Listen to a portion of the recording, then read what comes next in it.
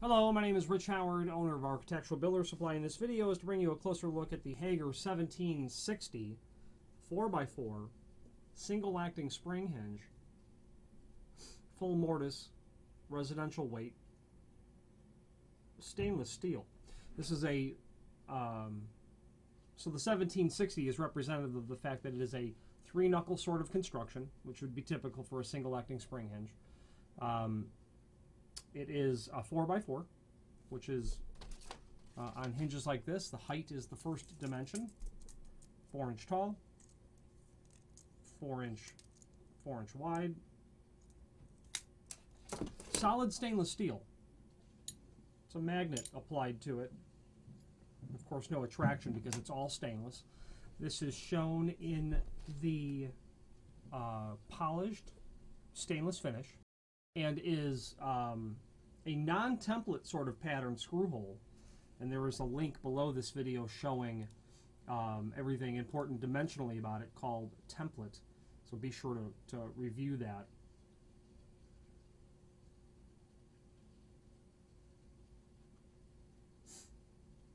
Show you where the holes are located for the screws. So we said that this was a full mortise hinge, and you can see from the swag on the leaves that when the hinge is closed, it's intended to be mortised. Okay. And by the way, it's available in satin stainless as well. This again is polished stainless. Okay. There is included stainless steel screws and a complementary finish. There is going to be a Allen wrench to set the tension on the spring, and you can see that there are two tension pins there. There are two because this order has 2 hinges on it. Normally there would be just 1 pin per. There is 1 pin per hinge for a spring hinge. Instructions on setting the tension are included, okay, and they are also linked to below this video. Very simple sort of operation. So let's talk about that. But first, also below this video is a guideline in terms of how many spring hinges you need based on the size and weight of the door. If you're generally dealing with a door that's up to 3 foot by 7 foot, not really any larger than that. If you've got a 45-pound door, 1 spring hinge Hager recommends, and you can mix and match these with standard 4x4 hinges because the axis of pivoting is compatible. If you get up to a 70-pound door, they're talking about 2 spring hinges, and up to a 90-pound door, 3 spring hinges. And those, in my experience, are good guidelines, and they do work. Also, however, in my experience, I like to be a little bit cautious in terms of how many spring hinges I'm using. And what I mean is, if it's borderline, I always opt to add the additional hinge, always. And I actually almost never install just 1 spring hinge, unless, of course, the door is very small and very light. But being that this is a 4x4 hinge, you're potentially dealing. You're probably dealing with a door that's 1 3/4, possibly not hollow core, so it could be solid core. So I'm always opting for more spring hinges, and the reasoning is because when you've got 1 spring hinge, when you ought to have 2, or 2 and ought to have 3, you've got to set the tension very high on the spring hinge to get the door, get enough inertia into the door so that it's closing with enough speed to overcome the wind resistance, but also the friction of the latch bolt as it hits the strike plate in the frame. It takes a lot of energy really to get that door closed.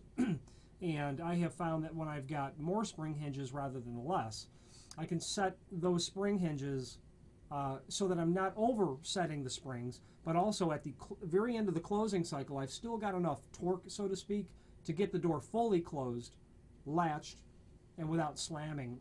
Sometimes you can make the door slam so much that it bounces back open, which is not a good thing. Before we go further, the thickness on the leaf is .097, which is typical for a residential sort of thickness. Okay. Good quality fit and finish on this hinge by Hager. Now, setting the tension is actually quite simple. All you do is you take that tension Allen wrench and you insert it into the tension collar in the top. You'll know it because the bottom does not have it. Tension collar to the top, and when you have done that, you rotate this clockwise, and as you do, you see that you reveal additional holes. Okay, and it's into one of those new holes that you insert one of the tension pins, a tension pin, and that will keep the tension set on the hinge itself. Okay, non-handed, you can use it for a left-hand door, or for a right-hand door. It's going to work the same way, not a problem. If you were to install it upside down, just rotate, the collar counterclockwise, which wouldn't be an issue. Hager is a full-line manufacturer of all things hinge-related, and they're really known, Hager Hinge Company. But they do a lot more than that, and have for all of the memory that I have of working with Hager, weather stripping. Okay, they've gotten into they're very known for their trim and auxiliary hardware like push plates and pull plates, but now they're full line, and have been for a while, of hardware, lock sets, closers, exit devices, etc. Any questions on the Hager 1760 4x4 solid stainless steel hinge or any other Hager product, please feel free to reach out to us. Thank you.